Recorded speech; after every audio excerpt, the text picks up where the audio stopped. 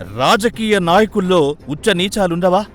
అధికారం అందలం కోసం ఎంతటి హీనమైన పనికైనా సై అనేస్తారా అంటే అవును అనే సమాధానమే వస్తుంది. పవన్ కళ్యాణ్ను రాజకీయంగా దెబ్బతీసేందుకు జగన్ రెడ్డి ప్రయోగించిన అస్త్రాలు అన్నీ ఇన్ని కావు. పవన్ సామాజిక వర్గం నుంచి కాపు నాయకులు అనబడే వారిని పావులుగా వాడారు. అది వర్కౌట్ కాకపోతే ప్లాన్ బి కింద సినిమా ఇండస్ట్రీ నుంచి దెబ్బకొట్టి వ్యక్తిత్వ హననం చేసేందుకు పోసాని లాంటి వాళ్లను ప్రయోగించారు. అయితే ఓ ఆడపిల్లను అడ్డం పెట్టుకుని కూడా పవన్ను దెబ్బతీయాలని అప్పటి వైసీపీ ప్రయత్నించిందనే నిజాలు ఇప్పుడిప్పుడే బయటకు పొక్కుతున్నాయి.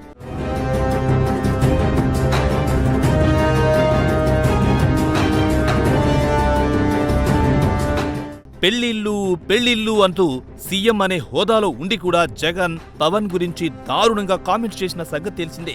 నలుగురేసి పెళ్లాలంటూ తరచూ జగన్ పవన్ ను డిగ్రేడ్ చేసే ప్రయత్నం చేశారు. కార్లు మార్చినట్టుగా పెళ్లాలు మారుస్తాడంటూ నీతి మారిన కామెంట్స్ సైతం జగన్ చేశారు.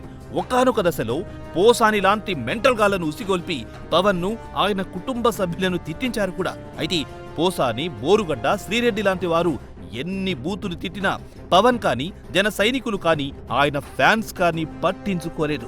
అందుకేనేమో పూనం కౌర్ను రంగంలోకి దింపారు. అప్పట్లో పూనం చేసిన కామెంట్స్, ట్వీట్స్ తెగ వైరల్ అయ్యాయి. తన ట్విట్టర్ ఖాతా నుంచి పూనం పదే గురూజీ అంటూ త్రివిక్రమ్ మీద, పవన్ మీద ఇండైరెక్ట్ గా కామెంట్స్ చేస్తూ రావడం, వాటిని సాక్షి టీవీతో పాటు వైసీపీ సోషల్ మీడియాలో ప్రసారం చేయడంతో జన సైనికులు, పవన్ ఫ్యాన్స్ కలవరపడ్డారు. అయితే జనసేనాని మాత్రం ఎక్కడా జంకలేదు. ఆ టాపిక్ మీద ఎక్కడా మాట్లాడనే లేదు. జగన్ ఏదో అనుకుంటే మరేదో జరిగింది. అంతిమ ఫలితంలో విన్నర్గా కూటమి నిలిచింది. లూజర్గా జగన్ రెడ్డి 11 సీట్లతో సరిపెట్టుకోవాల్సి వచ్చింది. ఇదంతా తెలిసిన విషయమే కదా, మళ్ళీ ఎందుకంటారా? అక్కడికే వస్తున్నాం. క్షవరమైతే గాని వివరం రాదు అని పెద్దలు ఎందుకన్నారో తెలియదు కానీ ప్రస్తుతం పూనం కౌర్ను చూస్తే ఇట్టే అర్థమవుతోంది. రీసెంట్ గా ఆమె ఇచ్చిన ఓ ఇంటర్వ్యూ అటు సినీ రంగాన్ని ఇటు రాజకీయ రంగాన్ని ఓ కుదిపేస్తోంది. ముఖ్యంగా వైసీపీ బ్యాచ్ కు ముచ్చెమటలు పట్టిస్తోంది.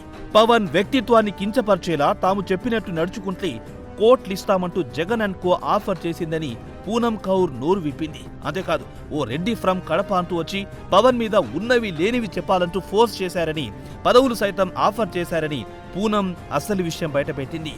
తాము చెప్పినట్టు వినకపోతే న్యూడ్ వీడియోలు సోషల్ మీడియాలో పోస్ట్ చేస్తామంటూ వైసీపీ మూక వార్నింగ్ సైతం ఇచ్చిందనేది సదరు నటీమణి చెబుతున్న మాట. తన జీవితాన్ని నాశనం చేసిన వాళ్లలో పోసాని కూడా ఒకటని, ఆయన చేసిన దరిద్రపు కామెంట్స్ వల్లే తన పెళ్లి ఆగిపోయిందని, తన తల్లి ఆరోగ్యం దెబ్బతిన్నదని పూనం చెప్పుకొచ్చింది. ఓ ఆడపిల్ల మీద పుకార్లు సృష్టించి వాటిని ప్రచారం చేసిన వైనం ఆ ఉసురే పోసానికి తగిలిందేమో. ఎన్నికలయ్యాక హాస్పిటల్ పాలయ్యాడు. ఓ ఆడపిల్ల కన్నీళ్లు కడుపు మంట పోసానిని జైలు పాలు చేసేలా చేసిందేమో. కర్మ రిటర్న్స్ అంటే ఇదేనేమో.